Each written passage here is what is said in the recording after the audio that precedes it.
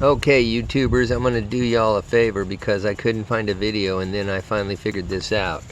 Okay, how do you separate the electrical connector from the mass air sensor when you're trying to replace the mass air sensor?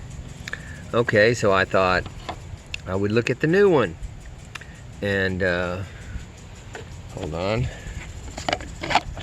I said, okay, here's the new one, and there's a thing that's supposed to connect on the other side of that thing. And then I looked at this and I said, okay, whatever. And then I said, how stupid are you, man? You're making it harder than it has to be. I said, you push down on this little thing. No, you don't. You get a screwdriver and you pull up on this little thing.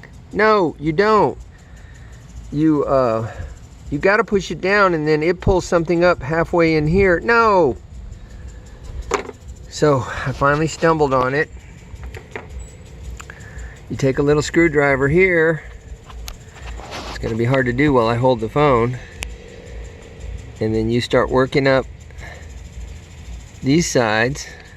Oh, I'm sorry, right here. So, hold on. I know I did it.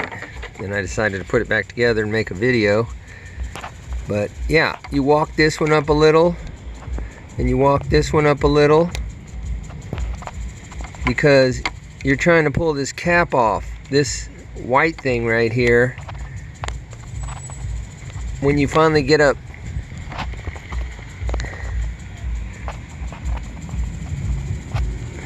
Oh, now I know the video quality's going to hell, but oh well. So, I need 3 hands. Now you can see that this pushes down to come out all the way. Okay. It's simple. See? See it go down? Okay. Hopefully the camera quality doesn't suck. I'm gonna hold the camera with my chin. Push it down. And pull this little bad boy off. There you go. Booyah! Like a keeper key or something. How stupid, huh? Then you can push down on this part.